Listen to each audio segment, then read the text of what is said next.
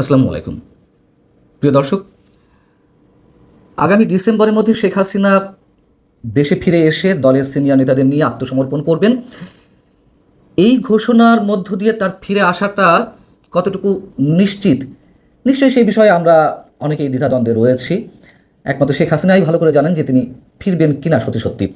কিন্তু তার এই এক ঘোষণাতেই এর মধ্যে অনেকে ভয়ে, আতঙ্কে তার ফিরে আসাটা ঠেকাতে আন্তর্জাতিক পর্যায়ে কাজ শুরু করে দিয়েছে। তার স্পষ্ট নমুনা আমরা খুঁজে পাই আন্তর্জাতিক গণমাধ্যম আল জাজিরাতে। তিনি নতুন করে রয়টার্সকে দেওয়া সাক্ষাৎকারে বলেছেন যে ডিসেম্বরের মধ্যে ফিরে আসবেন, তাকে হত্যা করা হলেও। সেটিকে কেন্দ্র করে আন্তর্জাতিক বিভিন্ন গণমাধ্যম আবার রয়টার্সের রেফারেন্স দিয়ে তারা নিজেদের মতো করে রিপোর্ট করেছে। আল জাজিরাও রিপোর্ট করেছে। আল জাজিরা রিপোর্টে কী বলা হচ্ছে একটু খেয়াল করে দেখুন। এখানে বলা হচ্ছে যে শেখ হাসিনার ফিরে আসাটা বাংলাদেশের রাজনীতিকে স্থিতিশীল করার প্রচেষ্টায় বড় ধরনের ধাক্কা দিতে পারে। উল্লেখ্য, 2024 সালে তার ক্রমবর্ধমান স্বৈরাচারী শাসনের বিরুদ্ধে এক গণঅভ্যুত্থান হয়েছিল। ছাত্র নেতৃত্বাধীন সেই আন্দোলন দমনে চালানো প্রাণঘাতী দমনপীড়ন ব্যর্থ হওয়ার পর তিনি দেশ থেকে পালিয়ে যান। শেখ হাসিনা এর আগে ভারতের প্রভাবশালী গণমাধ্যম এনডিটিভিকে সাক্ষাৎকার দিয়েছিলেন। সেখানে তিনি বলেছেন ডিসেম্বরের মধ্যে যে কোনো সময় তিনি ফিরে আসবেন। আর রয়টার্সকে তিনি স্পষ্ট করে বলেছেন ডিসেম্বরের মধ্যেই ফিরবেন এবং তার দলের সিনিয়র নেতাদের নিয়ে আত্মসমর্পণ করবেন। এনডিটিভির ওই সাক্ষাৎকারের রিপোর্টটিও আন্তর্জাতিক বিভিন্ন গণমাধ্যম, গালফ নিউজ, রয়টার্স, জাপানের নিক্কেই এশিয়া, পাকিস্তানের ডন, আরও অনেক গণমাধ্যমও তারা রিপোর্ট করেছিল, এবারও করেছে। কিন্তু কোনো মিডিয়ায় আল জাজিরা যে ধরনের মন্তব্য করলো আর কোথাও আসেনি এ ধরনের মন্তব্য। মানে রাজনীতিকে স্থিতিশীল করার যে প্রচেষ্টা বাংলাদেশে শুরু হয়েছে সেটিতে ধাক্কা লাগবে। তার মানে আল জাজিরা কি বলতে চাইছে? শেখ হাসিনার বিচার করার প্রয়োজন নেই, শেখ হাসিনার দেশে আসার প্রয়োজন নেই। আমরা তো সবাই চাই যে শেখ হাসিনা যদি অপরাধী হয়ে থাকেন তার বিচারটি হোক, তিনি মামলা সরাসরি ফেস করুন। সরকারি পর্যায় থেকেও সেটি বলা হচ্ছে, এবং সেই বলার মধ্যে ডেপথ কতটুকু, গভীরতা কতটুকু, সেটি নিয়েও তো প্রশ্ন উঠেছে। এখন আল জাজিরার এই বক্তব্য নিয়ে কেন খণ্ডন করার চেষ্টা করছে বিষয়টা, যে আন্তর্জাতিকভাবে তার ফিরে আসা ঠেকানোর জন্য একটা প্রচেষ্টা এর মধ্যে শুরু হয়েছে, একটু খেয়াল করুন।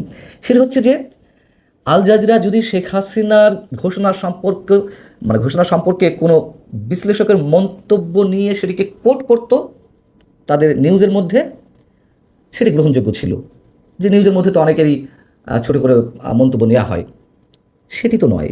অথবা আল জাজিরার এই বিষয়টি, সেটিতে প্রকাশিত কোনো মন্তব্য, প্রতিবেদন হতো বা কলাম হতো, আর্টিকেল হতো, ধরে নিতে পারতাম যে এটি কারোর ব্যক্তিগত প্রতিক্রিয়া, ব্যক্তিগত বিশ্লেষণ। কিন্তু তা তো নয়। আপনারা এই নিউজটি রয়টার্সের বরাত দিয়ে Al Jazeera condemned ex prime minister হাসিনার plans December return to Bangladesh শিরোনামে যে লেখাটি প্রকাশ করেছে, খেয়াল করে দেখুন। এটি নিউজ, সরাসরি নিউজ। সরাসরি কোনো প্রতিষ্ঠানের নিউজের মধ্যে এই ধরনের বক্তব্য যদি আসে, অবশ্যই সেটি আমাদের ধরে নিতে হবে এটি তাদের প্রাতিষ্ঠানিক বক্তব্য। অর্থাৎ এক্ষেত্রে আল জাজিরা তাদের যে চিন্তাধারা, তাদের যেই বক্তব্য সেটি প্রকাশ করেছে। তাহলে কেন করলো? একটা উদাহরণ দিই। আপনাদের নিশ্চয় মনে আছে কাতার ভিত্তিক আন্তর্জাতিক এই গণমাধ্যমটি আল জাজিরা, তারা বাংলাদেশে যখন যুদ্ধাপরাধীদের বিচার প্রক্রিয়া শুরু হয় সেটিকে নানানভাবে প্রশ্নবিদ্ধ করার চেষ্টা করেছিল। যুদ্ধাপরাধীদের বিচার প্রক্রিয়া থামিয়ে দিতে তারা সব ধরনের পন্থা অবলম্বন করেছিল। এটা সত্য কথা, যুদ্ধাপরাধীদের বিচার প্রক্রিয়ায় কিছু কিছু প্রশ্ন অভিজ্ঞ মহল থেকে উঠেছে, কিন্তু তারা কিন্তু বিচার প্রক্রিয়া একেবারে থামিয়ে দিতে বলেনি।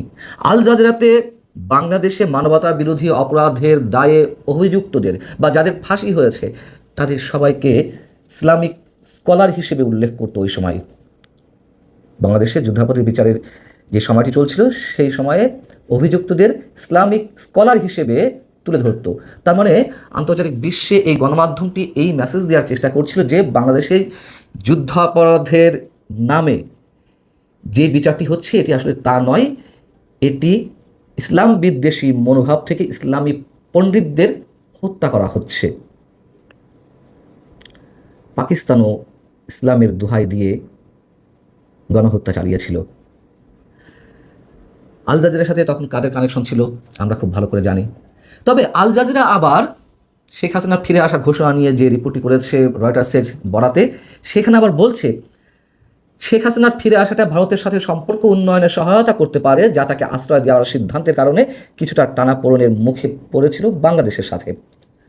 একথাও স্বীকার করছে যে একাধিক মেয়াদে শেখ হাসিনার 20 বছরের শাসনকাল, একাধিক মেয়াদে আসলে তো 15.5 বছর ছিল, যাও বলা হচ্ছে যে একাধিক মেয়াদে শেখ হাসিনার 20 বছরের শাসনকাল বাংলাদেশের অর্থনীতিতে আমূল পরিবর্তন এনেছে। এর ফলে লাখ লাখ মানুষ দারিদ্র্য সীমা থেকে বেরিয়ে এসেছে এবং দেশটি তৈরি পোশাক রপ্তানিতে বিশ্ব দরবারে এক শক্তিশালী অবস্থানে উন্নীত হয়েছে। অবকাঠামো ও উন্নয়নের ক্ষেত্রে তার যুগান্তকারী অর্জনগুলো একনায়কতন্ত্রের দিকে দ্রুত ধাবিত হওয়া, রাজনৈতিক ভিন্ন মতকে পরিকল্পিতভাবে দমন এবং কারচুপির নির্বাচনের মতো বিষয়গুলোর আড়ালে ঢাকা পড়ে গেছে। কথা সত্য, শেখ হাসিনার 15.5 বছরের শাসন আমলে বাংলাদেশের যে অভূতপূর্ব উন্নয়ন ঘটেছে তার অনেক কিছুই ওই সরকারেরই নানান ধরনের বিতর্কিত কর্মকাণ্ড, নানান ধরনের অপকর্মের কারণে তার অনেক কিছুই ম্লান হয়ে গিয়েছিল আমাদের অনেকের কাছেই, সত্য কথা। আল জাজিরা আবার তার রিপোর্টে সরকারের বক্তব্য, বাংলাদেশ সরকারের একটি বক্তব্য তুলে ধরেছে আওয়ামী লীগের রাজনীতিকে কেন্দ্র করে।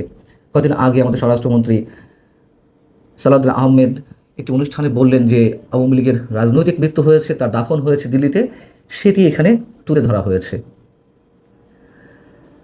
তো যদি দাফন হয়েই থাকে, আল জাজিরার মতন প্রতিষ্ঠান কেন শেখ হাসিনার ফেরা ঠেকাতে তারা উপযাজক হয়ে এই ধরনের মন্তব্য করছে যে তিনি ফিরলে বাংলাদেশের রাজনীতি উত্তপ্ত হয়ে পড়বে?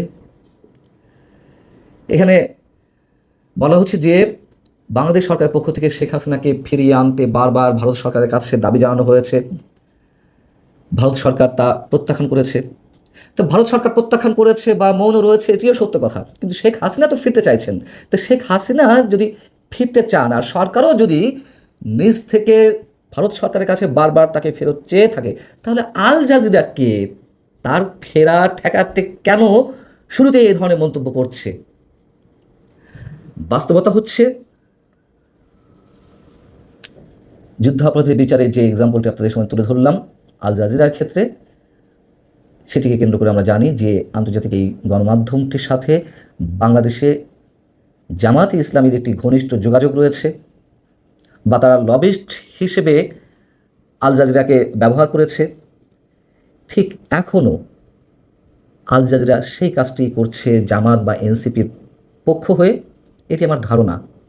এবং এ কথাও তো সত্য, আমি শুরু থেকেই বলে আসছি যে শেখ হাসিনা ফেরত আসুন এটি ইউনূস সরকার চায়নি, এনসিপি এখনও চায় না, জামাত চায় না, সম্ভবত সরকারও, বিএনপি সরকারও চায় না। যা কিছু বলা হচ্ছে তার ক্ষেত্রে সবই কেবল রাজনৈতিক বাগাড়ম্বর। ভালো থাকুন সবাই, আল্লাহ হাফেজ।